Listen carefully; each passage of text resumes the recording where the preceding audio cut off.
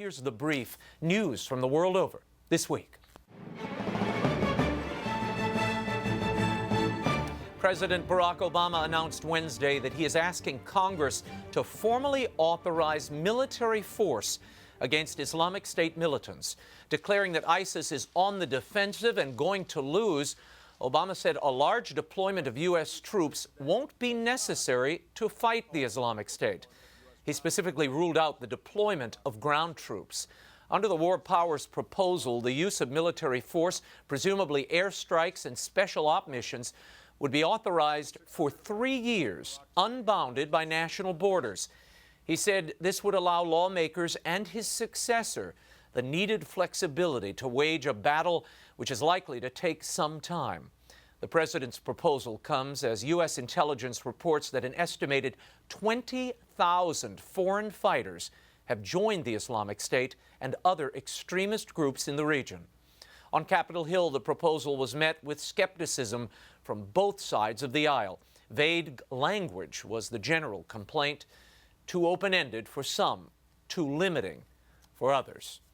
The president's proposal might not offer much consolation to the Christians in Iraq and Syria. Earlier this week, the bishops of the Chaldean Catholic Church issued a statement urging the international community to liberate the occupied territories of Iraq from the Islamic State.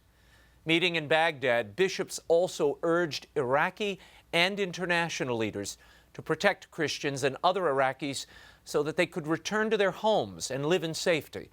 Archbishop Bashir Warda from the Kurdistan region of Iraq was more specific. In an address to the UK Parliament on Monday, the bishop warned that airstrikes were not enough, and he begged for the West to deploy ground troops. He confessed, quote, "As a Catholic, I find it hard to say, but I want military action. There is no other way now. We don't have much time left as Christians in this region," end quote. Separately, during a visit to Rome, Archbishop Boutros Marayati of Syria said Christians in his land feel forgotten, neglected, and betrayed by the West. More on the plight of Christians, ISIS, and the president's proposal in our next segment. And in response to the growing threat of Boko Haram and what is escalating into a regional war, Niger this week has agreed to join Nigeria, Cameroon, Benin, and Chad in an 8,700-member regional force to fight the militants. The jihadi group, which has effective control over most of northeastern Nigeria, has begun launching attacks into Niger and Cameroon.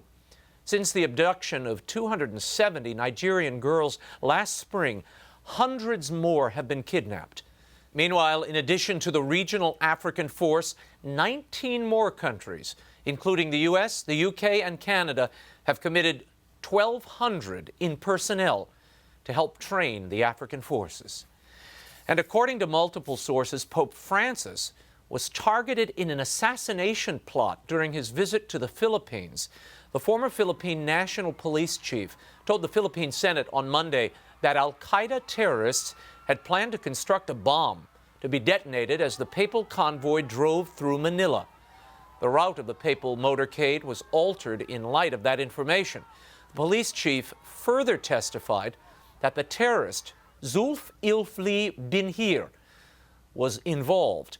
The infamous bomb maker is believed responsible for the 2002 Bali nightclub attack that killed more than 200. Binhir was killed in a raid by Philippine National Police a week after the papal visit. At a press conference Tuesday, Vatican spokesman Father Federico Lombardi dismissed the assassination plot as unfounded. He said he heard from Manila Cardinal Luis Tagle, who heard from his good sources that the information is unreliable. Back here in the U.S., gay marriages have begun in Alabama, sort of, in spite of a U.S. Supreme Court ruling earlier this week allowing gay marriages to begin in the state. 44 of Alabama's 67 county probate judges are not issuing such licenses. This after the intervention of Alabama Chief Justice Roy Moore. On Sunday, he told the probate judges to refrain from issuing or recognizing marriage licenses that are inconsistent with the state constitution, pending a ruling by the Supreme Court. Alabama defines marriage as between a man and a woman. Now, after the U.S. Supreme Court refused on Monday to stay a lower court federal decision, Moore intervened again. This time, he said the federal court order was not binding due to a legal technicality. Either way, 37 states now issue marriage licenses for same-sex couples, due largely to court rulings. Also of note, Italy's High Court this week ruled that same-sex marriage was not a constitutional right in that country. Meanwhile, will Supreme Court Justice Ruth Bader Ginsburg need to recuse herself from the High Court's upcoming gay marriage case for prejudging it? When asked in a Bloomberg News interview about the possible ruling that could make gay marriage a constitutional right, she said she thought it would not take a large adjustment for Americans to accept such a ruling.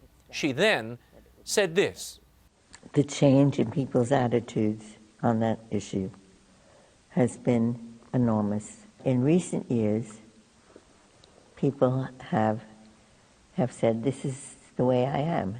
I think that as more and more people came out and said, this is who I am, and the rest of us recognize that they are one of us."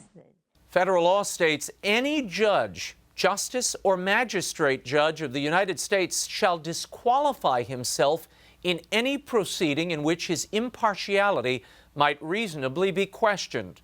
We shall continue to watch this story. And a federal appeals court has reversed lower court victories by 2 western Pennsylvania dioceses and a Christian college over the HHS contraceptive mandate. The 3-0 ruling Wednesday by the Third Circuit Court of Appeals said the Obamacare mandate places no substantial burden on the religious groups, and therefore no right to religious expression was violated. Pittsburgh Bishop David Zubik rued the decision, saying, "The church is no longer free to practice what we preach.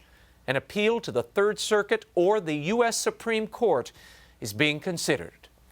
Back in the U.S., 3 Muslim students were shot and killed on Tuesday near the University of North Carolina at Chapel Hill. Police said the initial investigation suggests the incident stemmed from a parking dispute between the suspect, 46-year-old Craig Stephen Hicks, and the 3 victims. Relatives of the deceased say the murders should be viewed as hate crimes, since the victims were killed execution style. Police have promised to continue their investigation to see if religion was a factor. Mr. Hicks, the suspected killer, was a self-proclaimed left-leaning atheist who posted numerous rants on his Facebook page. He had previous altercations with the victims and other residents. Curial reform is taking center stage this week as the Church's cardinals gather in Rome. On Thursday, Pope Francis opened a 2-day consistory laying out the goals of reform and urging cooperation. Reforming the Vatican bureaucracy has been more or less a mandate for the Holy Father since taking office. The Pope said the aim of the reforms is to encourage greater harmony, collaboration, and total transparency to help the Church spread the faith and reach out to others. Reform will also likely include the consolidation of several pontifical councils and dicasteries into 2 wide-reaching congregations. Now, under the proposals, one congregation would be responsible for the laity and family life. The other would focus on the Church's works of charity, justice, and peace.